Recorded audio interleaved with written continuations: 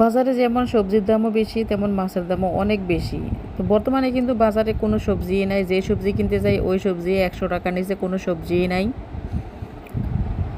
সবজির সাথে মিলেই কিন্তু মাছ কিনতে হয়। তো আমার বাসায় কিন্তু অন্য মাছ থেকে রুই মাছটা একটু বেশি খাওয়া হয়, কারণ রুই মাছটা আমরা একটু বেশি পছন্দ করি। তো এই কারণে বেশিরভাগই রুই মাছ আনা হয়। তো রুই মাছটা একটু বড় হইলে সবচেয়ে বেশি ভালো লাগে আর কি, কারণ ছোটো মাছের মধ্যে কিন্তু প্রচুর পরিমাণ কাঁটা থাকে। তো কাঁটা থাকলে আসলে মাছটা কেউ খাইতে চায় না। তো এই কারণে আমার ছোটো সময় থেকে অভ্যাস, আমি ছোটো মাছ খাইতে পারি না। অনেকের আবার ছোটো মাছ পছন্দ, আমার ছোটো মাছটা তেমন পছন্দ না। আমার কাছে একটু বড় মাছ হইলেই ভালো লাগে খাইতে।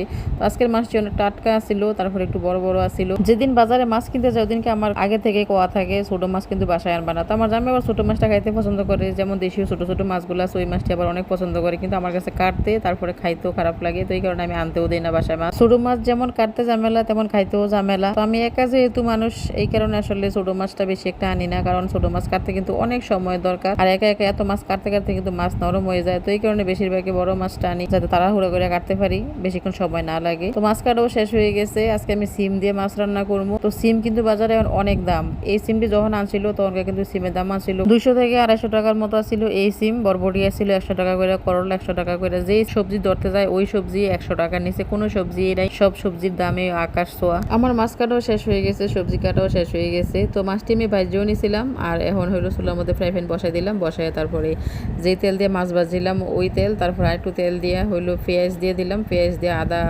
রসুন জিরা গুঁড়া হলুদ মরিচ দিয়ে তারপর একটু কষাই নিলাম। কষাই এখন সিম দিয়ে দিলাম। তো সিম তরকারিটা কিন্তু অন্য তরকারির তুলনায় একটু বেশি কষাইতে হয়, কারণ সিমের কিন্তু একটা গায়ের গন্ধ আছে। কষানি একটু কম হইলে কিন্তু এই তরকারিটা আর খাওয়া যায় না। তো এই কারণে সিমটা একটু বেশিক্ষণ সময় নিয়ে কষাইতে হয়। আমি এখন সিমটা কষাই নিতেছি। 15-20 মিনিটের মতন আমি সিম তরকারিটা কষাই নিলাম। কষাই তারপরে হলো টমেটো দেবো, কারণ টমেটো ছাড়া কিন্তু সিম তরকারি কালার ভালো হয় না। আমি সব সময় কিন্তু টমেটো খাই, শীত গরম সব সময় কিন্তু আমার বাসায় টমেটো রাখতে হয়। আর আজকে টমেটোটির কালারটা একটু সুন্দর আছিল, কারণ বাজারে কিন্তু অন্য টমেটোর তুলনায় এই টমেটোটি একটু ভালো আছিল।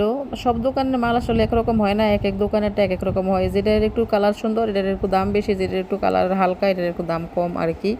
তো এখন আমি জল দিয়ে দিলাম, জল দিয়ে তারপর আর কিছুক্ষণ কষাই নেবো। কষাই হলো মাছ দিয়ে দিতেছি। তো এখানে হলো 7-8 টুকরা মাছ নিচ্ছি, কারণ আমরা যেহেতু 6 জন মানুষ 2 টুকরা বাড়াই দিলাম, কারণ যদি রাত্রে কেউ খাইবো, না থাকলে মাছ থাকবো আর কি। তো এখন আমার রান্না মোটামুটি শেষ হয়ে গেছে। এখন আমি তরকারি লবণটা দেখে তরকারিটা নামাই নেবো। তো দেখেন সিম তরকারির মধ্যে টমেটো দিলে কিন্তু কালারটা আসলে অনেক সুন্দর হয়। তো এই কারণে কিন্তু আমি সিম তরকারি কোনো সময় টমেটো ছাড়া রান্না করি না। যেদিন টমেটো না থাকে ওই দিন আমি সিম রান্না করি না। আর সিম যখন কিনি তখন কিন্তু বেশিরভাগই টমেটো কিনি, আর এমনি তো টমেটো আমার সব সময় থাকে, কারণ কোনো কোনো সময় মিস হয়ে যায় আর কি। তো মিস হয়ে গেলে কিন্তু আমি সিম রান্না করি না। আমার দাদির মুখে আগে শুনতাম আর কি, যারে দেখতে সুন্দর তারা নাকি খাইতে সুন্দর। তো আসলে যে তরকারি কালার